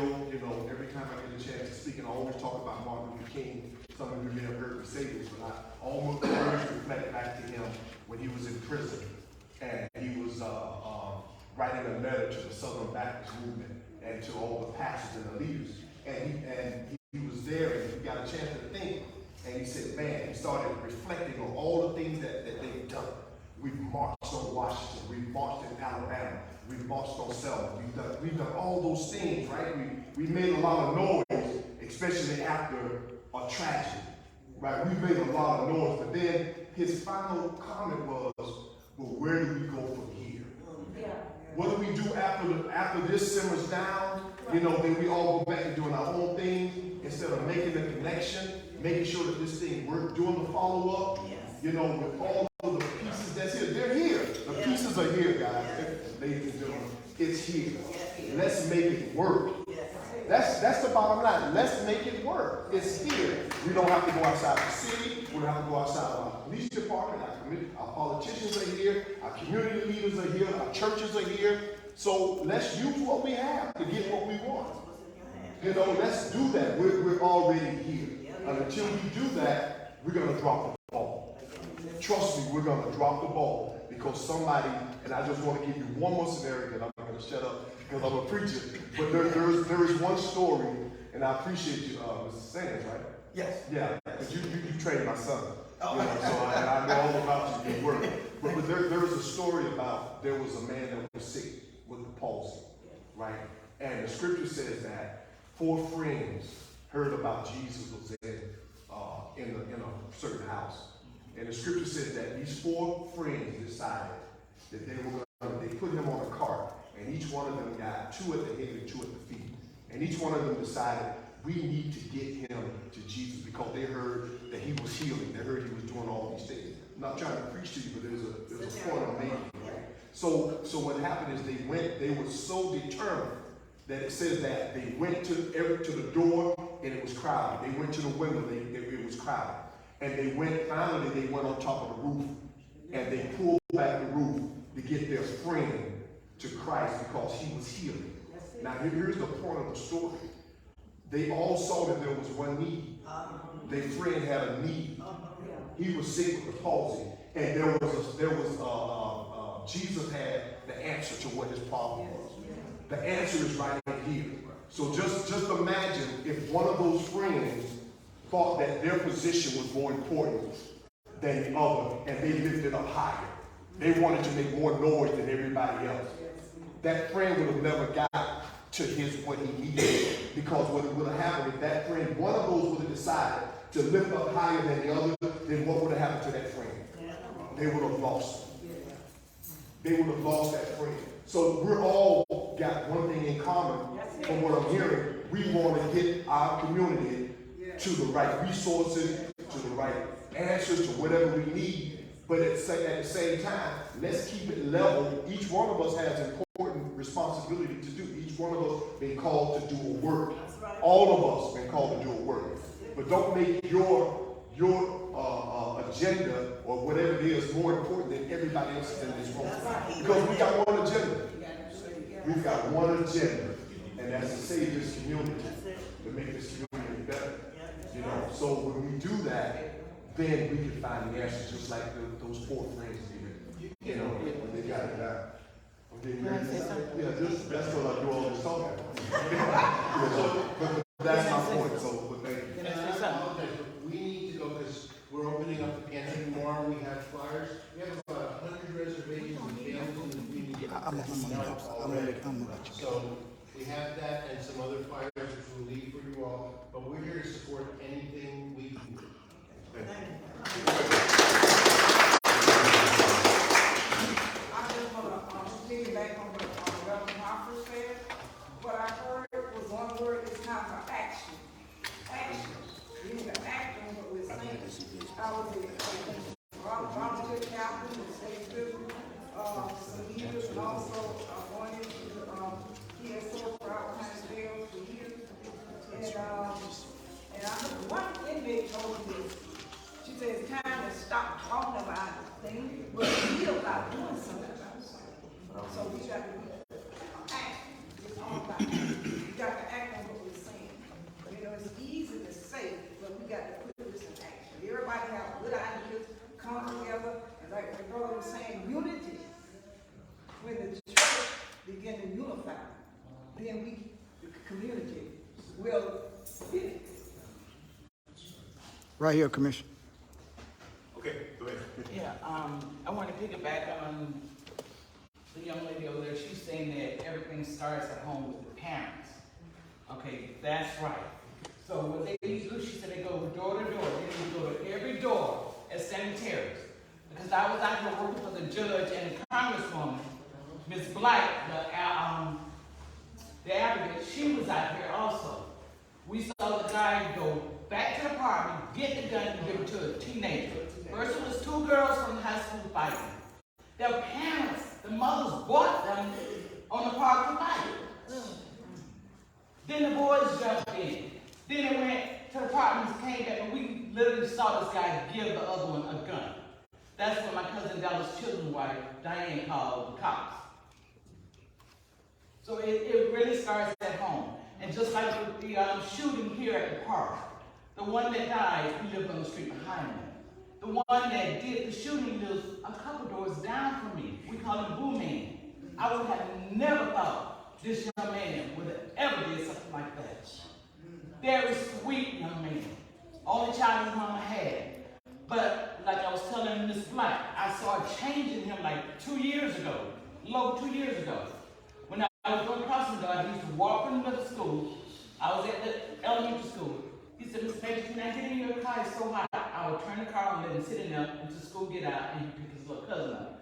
But when I saw his hair twisting up, I even told his grandmother, what is going on with Boo Man? I said, ever since he got his hair twisting up, I said, change in him.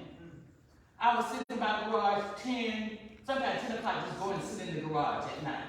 I was seeing him come on from work. I'm like, Boo Man, where you come from? Oh, I'm coming from my friend's house. I said, boy, you should be in bed. School is tomorrow. And he said, okay, Miss May, jump on home. I said, boy, you better get there and get that back. And I saw him change. This little boy used to play with my grandson, but my grandson lives in Stone Mountain now. He don't even remember Boo Man. But I saw this change in this boy over 2 years ago. I really, really did.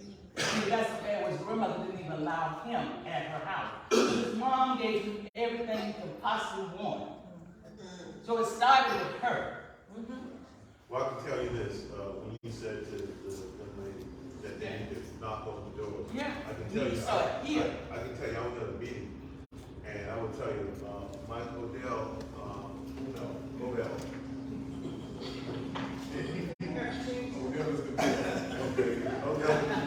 I gotta tell you, Michael Bell, they were talking about some of the things that they did, like immediately after. It was pretty strong. He was on top of things. So that young lady, Ms. Gregory, okay, Gregory. I said that right. Okay, all right.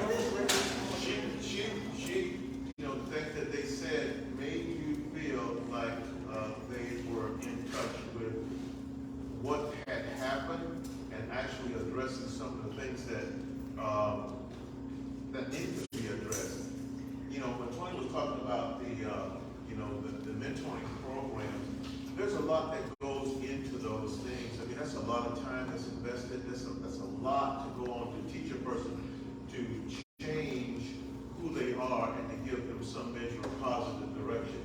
And but when you have any of these things in place, it's a good thing. And I got to say, Mr. Ovell and his staff, they were, it was a very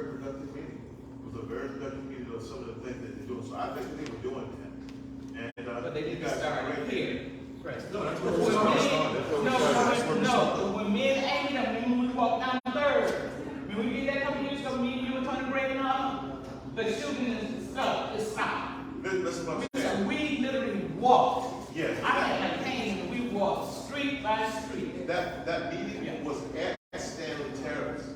The meeting was at Stanley Terrace. Door to door there. See, there you go. We went door to door. Well, y'all need to go in and search every door.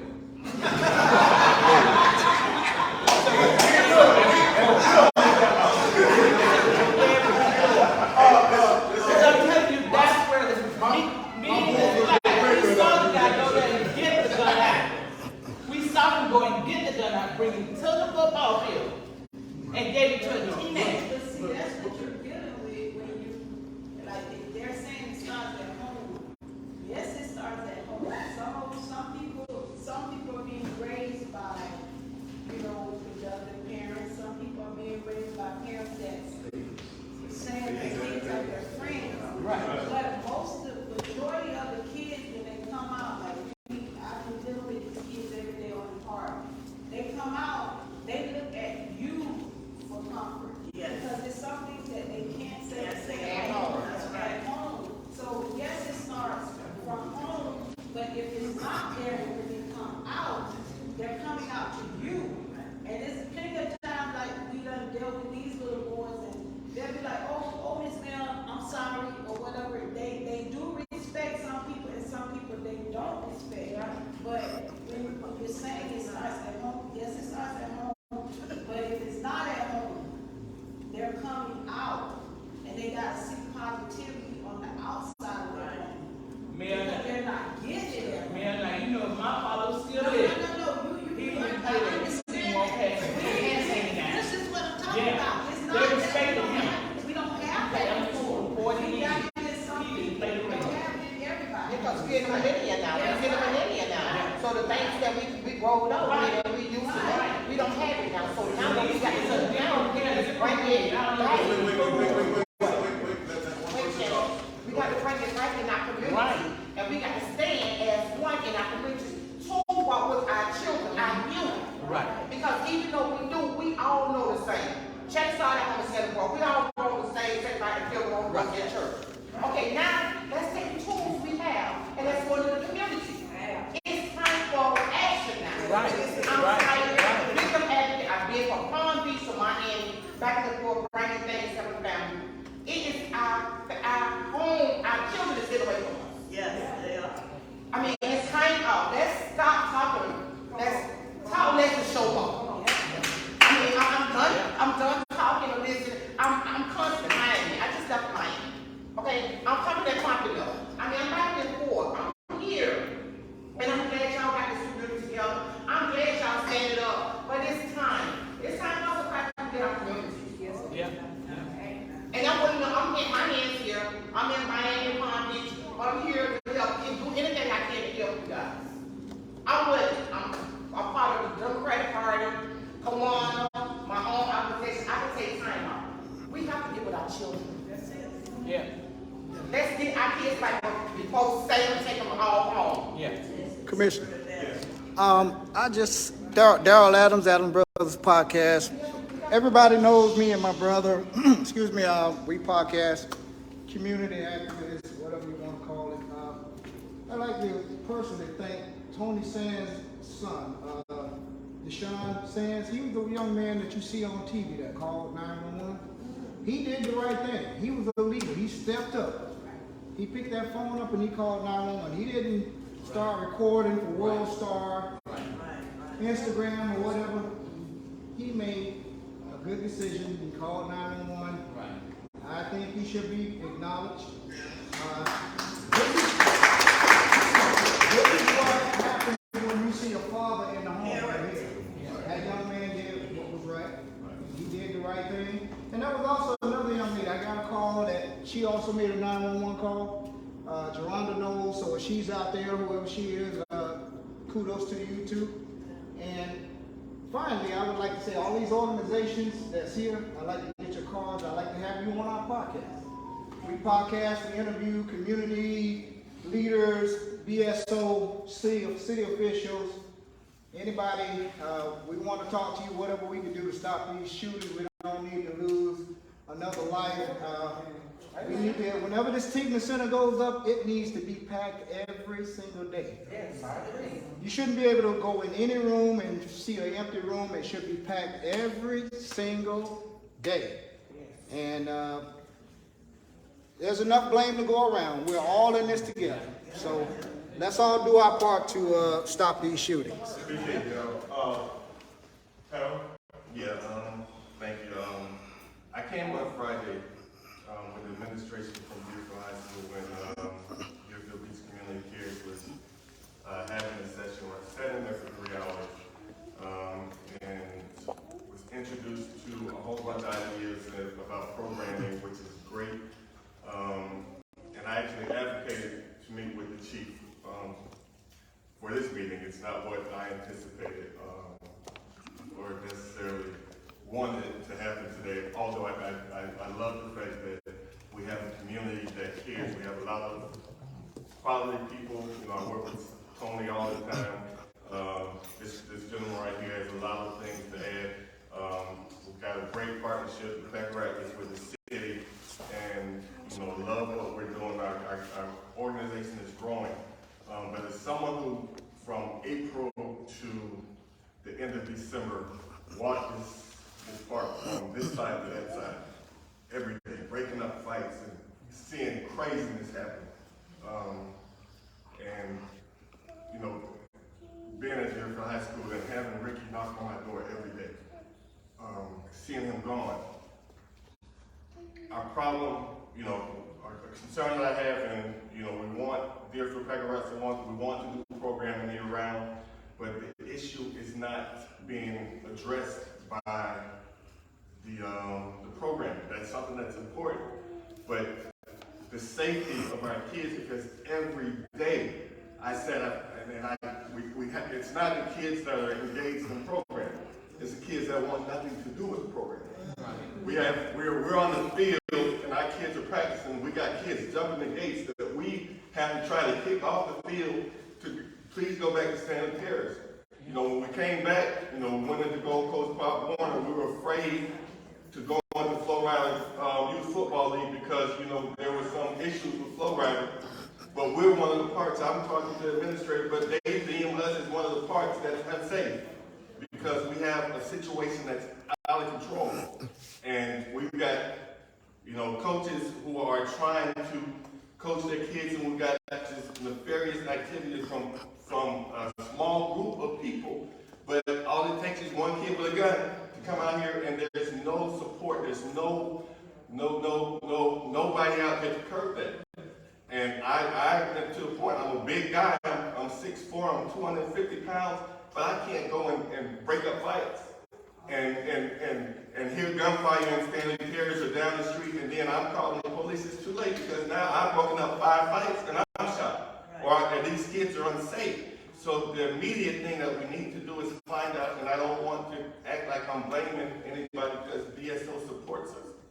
They come to our games, they do everything, the city supports us. But we gotta find a way to make this place safer every day for these kids because this is a park that is used more than any in the city. It is a big beacon for kids.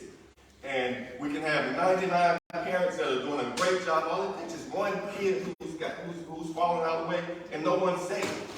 Our kids are unsafe, and I don't feel comfortable. I want to do, you know, I've talked to this man, I've talked to Joel, and I've talked to Tony. We want to come out and we want to do as much as we can do. We want to bring kids from the high school to come and get some community service and do some tutoring and do everything that we can for our kids. But I can't tell a kid to come out here and tutor a kid when your classmate that you're used to seeing in the hallway just got kids, and we can't guarantee that you're going to be safe. So until that issue is addressed and we find a way to make it safer, and I understand there are resource issues, and you know, and BSO is doing a great job throughout the city. We have to find a way to make this park safer every day. And it can't be. I don't want it to be a Packer-Rattler thing or on Packer-Rattler game day. But I want to feel safe when I tell a kid's mother or someone, please bring your kid out here and support what we're doing, what all of these organizations are doing. I want to make sure that we're doing everything as a community to make sure they're safe. Because I don't feel that right now. And it's not Pack-A-Rattler season, and you know, we're saying it was Christmas break, we want to make sure they have something to do. I grew up in Deerfield. We would go to parks and play baseball and football, and we were safe on our parks. There was nothing wrong with having some kids on a day off on the field at 5 o'clock playing football. Right. That's a natural thing for our youth. You're a football player. You love football. Let's make sure we find a way to make them safe. Every day.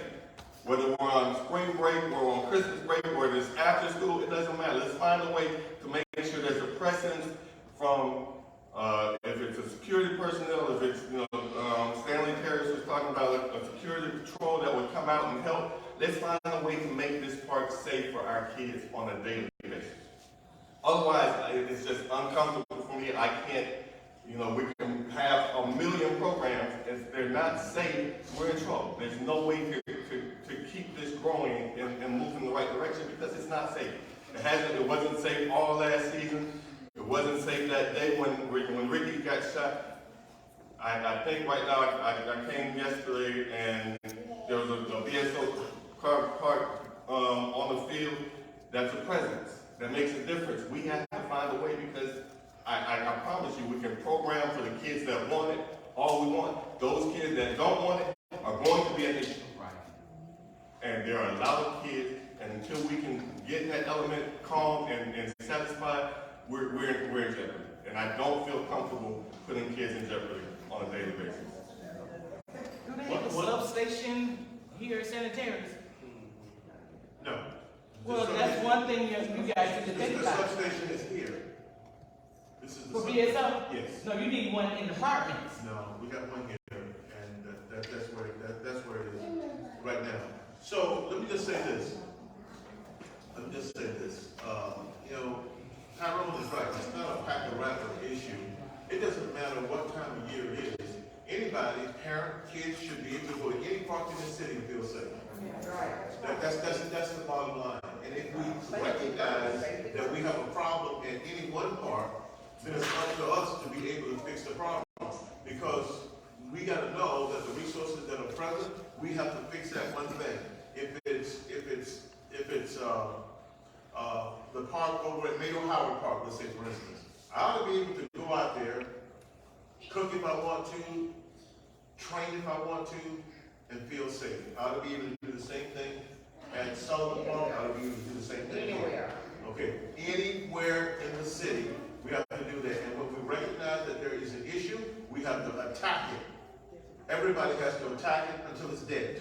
To destroy that whatever that threat is, it has to be taken away. But you know where it's taken away? It's not, as you said, it's not one person or one particular group. It's all of us. And the chief said that. Everybody's got to work together. But when you have people not working together, this is what we end up with. Okay, the reason that, Tyrone was saying that some of the kids, that they're hanging out and everybody's not going to buy their program, because over the years, we've allowed that. And it's happened, and now that it's happened, we're actually reacting to a problem that has existed. The problem is that there's like having faulty electricity in your house. You keep using it, you don't get a fire, and the only reason that you pay attention to it when you get the fire. The idea is to prevent the fire. And we have enough resources in this room, and that has to start with our city recognizing, which the conversation that I've had with the city manager has been productive, just like you said. All of the talks that I've had with the chief has been productive. We are in a better situation because he, as a person that, just because he worked with the Pack-A-Rattler, that's not the idea. But he can't start programming to even help the things he want to help if he doesn't feel safe. So what's the immediate priority? Make the situation safe so he can bring people out here and do what they have to do. That's the bottom line. And we have to decide how we're going to do that. Yes, sir. So, along with part of there's a lot of resources here, a lot of people want to help. It's how do you become approachable by the children as part of this as well. Right? How does that relationship start and becomes a mentorship? Right? You've done that for a long time, right, through coaching. And that's available with the Deerfield Beach Pack-A-Rattlers, right? For people to get present, so they're comfortable talking to you on a regular basis. And we're offering tutoring, that's something we want to do too. So if you're not good at sports coaching, there's tutoring opportunities, right? There's ways to get involved and help our youth. Like Deerfield Beach Pack Around. I mean, our mission is children first, right? All the decisions, all the things that we do is about how do we protect, how do we help the children. Right? And it sounds like that's what everybody wants to be involved with, right? And we're looking for people to help with that. And we need to respond to this because what they're asking for right now is help. And I will tell you, I think we need to, my feeling is because we've seen the success with the Packer Rattler program, you know what we need to do with it? Expand it. We need to expand it. You know why? Because you've seen the positives with it. Expand it. You know what's one of the fastest growing sports in this country? Lacrosse. Lacrosse is one of the fastest growing sports. Why can't we have a Packer Rattler extension or component that encompasses lacrosse? One of the things that I asked the city to do was to put in girls volleyball, because I'm telling you, a lot of girls, especially black girls, they play two sports. They either run track or they play basketball. Do you know there's a lot of money in volleyball? There is a lot of money in volleyball. And if you can start with programming at a young age, getting these kids involved, especially these girls, in volleyball by the time that they get to high school, they can have places to go. My daughter got a full scholarship at Flagler. It paid for her degree. Now, she didn't start volleyball until she got in high school. But what about if you started early with these girls, giving them some things to do? You know what you're going to see? You're not going to only see that they are active. I will guarantee you, if we do it right, team pregnancies will go down. Okay? But you got to give them things to do. Okay? Give them things to do. Keep them active. And that's why I said, during the holidays, hey, 3-on-3 tournament out here on the basketball court, 7-on-7, out here on the field would be big. That would be big. It's something that we need to think about. One of the things that was said in the room the other day is that don't wait till next Christmas. You've got spring break coming up. Okay? We ought to be able to do something. I think that there's been some very, very productive dialogue that has been said here today. And Pastor Harper, you were right on it. What do we do? What do we do next? What do we do next? Beyond the rhetoric. Okay? But something else I'm going to tell you, you mustn't dismiss this. Please. What Apostle Keith Williams said about a spiritual base. Do you know a lot of people, and in fact, I just talked to a guy that got out of prison not too long ago. Now, it took him going to prison and whatever. But guess what he found in prison that he wants to come out now and he wants to help people? What do you think it is? He found the Lord. He found the Lord. He found the Lord in prison. Completely humble about the life that he lived. He would tell you how wrong it was, the people that he hurt.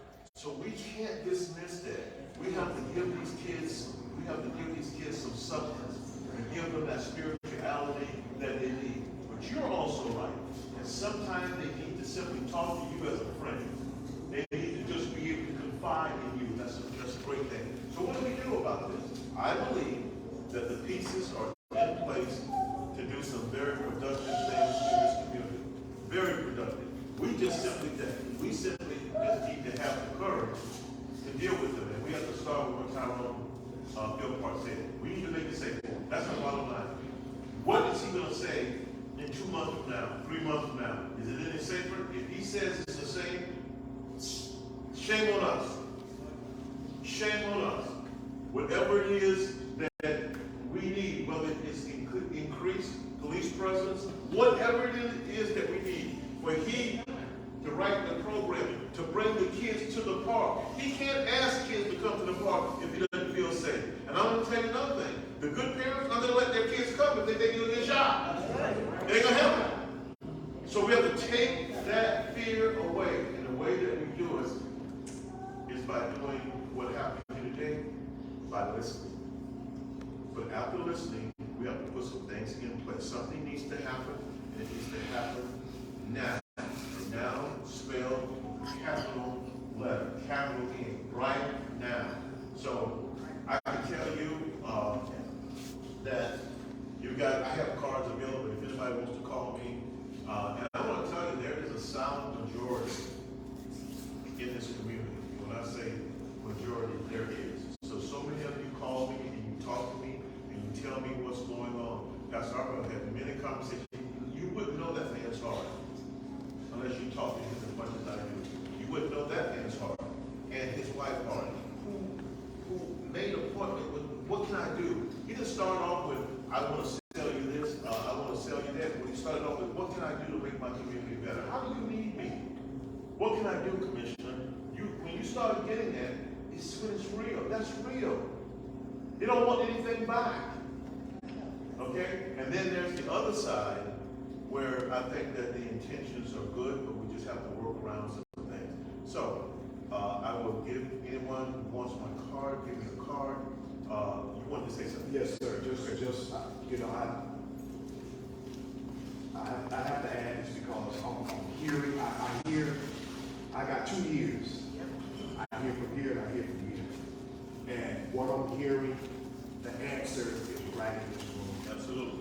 It's literally right here, what we're all trying to accomplish, and that's through the Pack of Rappers.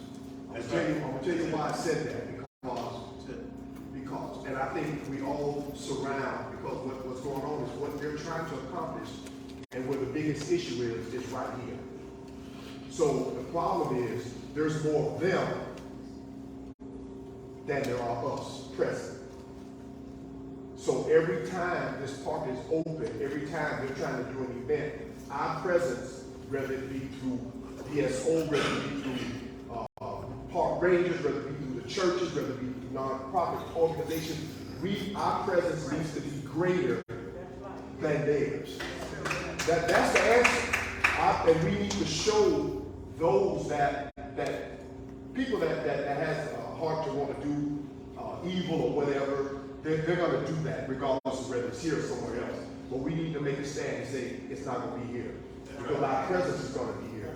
And I think we need to rally behind what they're doing through mentorship, because even with us, because I work with a community-based connection with the fatherhood program, and there's dads out there, there's children, everything that we're trying to accomplish is coming through an organization that's already in the heart of this stuff.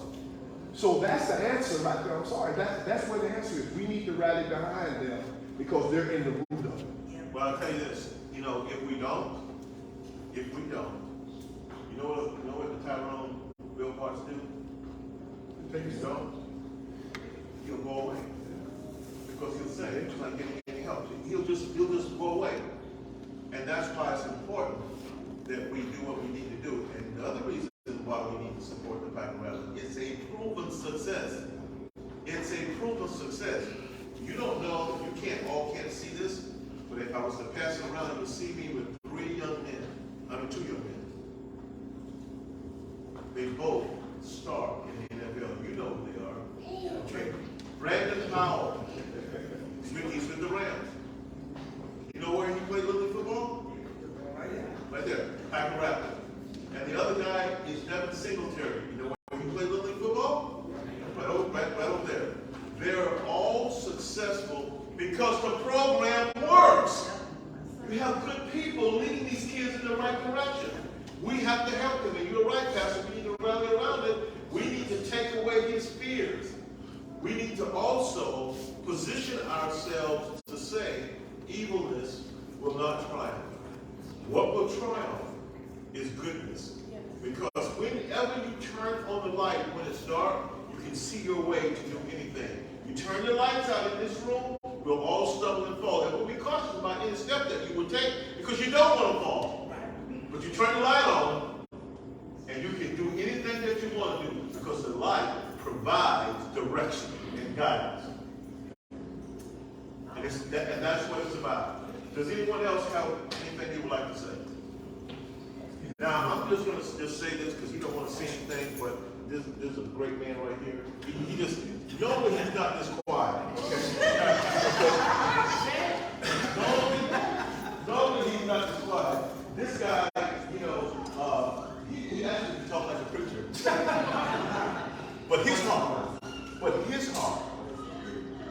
heart is good. He cares about the community. Before he began working for the city, I had many conversations with him. I actually had with him and Adam. There is something good, and I'm glad you recognize it, Pastor. There is goodness, there is resources in this room, and there is a good thought process in this room. And that's because a lot of good people, and Rodney Brimlow is one of them. And I want to close it out with that one saying something. Not putting me on the spot, right? No, when we did the introductions, one of the things I said is, I'm a dad and I have my own 4 kids. And I said that specifically because I look at this from that context mostly. And as I'm listening to everybody, I thought about it, and I thought, my daughter, when she played soccer, there were the kids on the field and stuff like that. There were just as many parents there at the practice. And at the games, there were even more. And it's the same with my son in track and field. There were the kids that were doing track and field, but there were just as many parents out there at track and field. On the practice day, just as many parents making sure that everything was good. And there wasn't an opportunity for something bad to happen because all of us were there. We were all there. And any kid could go to any parent. Any kid could go get food from a parent that they forgot their snacks or whatever that day. It didn't matter. Everybody was in the same boat and in the same way. And when I was a kid, we didn't have any police in our field. Nobody didn't feel safe. We all felt safe. There were no police. The safest place in Broward County is the Broward County Jail. That's the safest place. They're going to wand you, they're going to search you, they're going to strip search you, they're going to make sure you don't have anything in there that can hurt yourself or anyone else. That's not what we want for our kids. And I guarantee you, if you had a dozen women out there praying while they're out there playing on the field, maybe a women's group out there praying, who's gonna be out there doing nonsense? And the other kids will see that example of the adults. They see the example of the support that the parents have. And that's what it is. I mean, everybody in here says pretty much the same thing. It all starts with us individually. It all starts in our homes. It all starts with how we treat our own kids, how we treat the kids that we interact with in our lives. But we got to interact with the other kids too. A few people have said that. You gotta be out there. Don't be afraid. Say, hey, what's wrong? What's going on with you? Something's happening to you. This, Adam alluded to it. The chief alluded to it. This kid didn't just have that day. Something was going on. Some people knew stuff. Hundreds of people knew stuff. But it never came to light. It never came out into the open, so none of the services that we have could even intervene. So it really is all about our personal responsibility. It's not just the act of one kid, one person. It's all of our responsibility. It's all of our, it's all of our fault if you want to place blame somewhere. All of us need to be more engaged. I can't remember the last time I've been in an event. I know a school here in Broward County that all of the people who do the crossing, nothing against crossing. All the people that do the crossing of the kids at that school are parents. They're all parents that volunteer. And they're there in the morning and they're there in the afternoon depending on their job schedule. And they're crossing the kids and they know every single one of the kids, like Janice did the kids that she crossed. But they knew what was going on. And they're engaged in that way. And I think that if we really want to be serious about it, we can think back when's the last time we've been out on that field when the kids are out there. Certainly the coaches have been out there. They got their own thing they got to try and do. When have we all been out there? When have we been out there as parents, as neighbors, whatever, out there supporting the kids and had our presence there? And for those of us that are in religious life, we profess to preach the gospel, we need to be there. How else are the kids going to be exposed to it? They're not going to be exposed to it in the school. They're not going to be exposed to it with their friends. Social media is not going to get it to them. But if you're out there and they're having a hard time, let me tell you what I do. Right? Let me tell you how I deal with sadness, difficulty. Right? This is how I do it. That's the only way they're going to learn. Especially if they're not, right? Some of the homes aren't as good as others, maybe. I don't know. Some of the homes have more challenges than others. Some homes you got parents working 2 and 3 jobs, they don't have it. It's all of our responsibility. So I mean, get on the field. Encourage your friends and neighbors to get on the field. Be out there. Be a presence to the kids. Have more parents out there than kids. If there are 20 kids, have 30 parents. 30 adults. Then you don't need to worry about police. You don't need to worry about any of that stuff. But that's my 2 cents. Well, I appreciate everyone coming today, and, you know, Dr. King said, we may not be where we're gonna be, and we may not be where we want to be, but thank God Almighty, we ain't where we was, okay? So that's what it's about. It's about changing the narrative. And so, if you would, Apostle, would you say a closing prayer for us? Father God, we just come before you humbly right now. Father, we just thank